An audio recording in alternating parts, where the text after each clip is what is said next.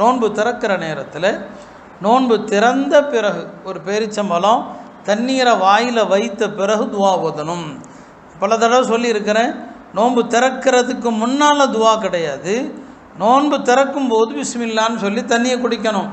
ஒரு பேரிச்சம்பழமோ ஏதோ குடினுங்க சாப்பிட்டு தண்ணியை குடித்து விட்டு அதுக்கப்புறம் அல்லாஹும்ம லக்க சும்து என்கிற துவாவோ அல்லது நபிஸல்லாஹு ஓதிய தஹபல்லமாஉ வபதல்லத்தில் உரு வசபத்தல் அஜ்ரு இன்ஷா அல்லாஹ், அழகான துவா, தாகம் தீர்ந்தது, நரம்புகள் எல்லாம் நனைந்து விட்டன, அல்லாஹ் நாடினால் கூலியும் உறுதியாகி விட்டது.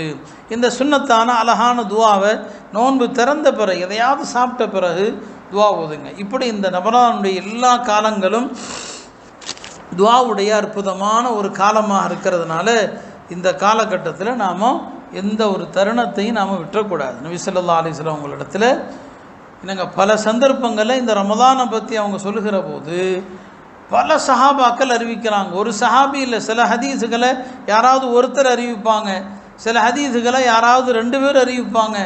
ஆனால் இந்த ஹதீஸை பல சஹாபாக்கள் அறிவிக்கிறாங்க. ரமதானை அடைந்தும் பாவங்கள் மன்னிக்கப்படாதவன் நாசமாகட்டும்னு சொன்னாங்க. அல்லாஹ் இந்த சாபத்திலிருந்து நம்ம எல்லாம் பாதுகாக்கணும். ஒரு அழகானதொரு வாய்ப்பு அல்லாஹ் நமக்கு மீண்டும் தந்திருக்கிறான். போன வருஷம் நம்மோடு இருந்த எவ்வளோ மக்கள் மூத்தாயிட்டாங்க. அல்லாஹ் நமக்கு அத்தகைய ஒரு நிலையை நமக்கு எழுதலை. இன்னொரு ரமதான் நம்முடைய வாழ்க்கையில் கிடைப்பது என்பது மிக மிக மகத்தானதொரு பாக்கியம்.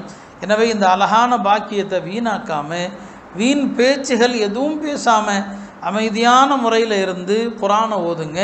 நிறைய பேசுகிறத தவிருங்க. பேசுகிறத தவிர்த்தாலே நன்மைகள் ஏராளமாக நமக்கு எழுதப்படுகிறது. எல்லாம் அல்ல அல்லாஹ் இந்த மாதத்திலே குர்ஆனுடைய கருத்துக்களை விளங்கி குர்ஆனை சிந்தித்து அதன்படி நடக்கக்கூடிய தௌஃபீகை அல்லாஹ் நம் அனைவருக்கும் தந்தருள்வானாக.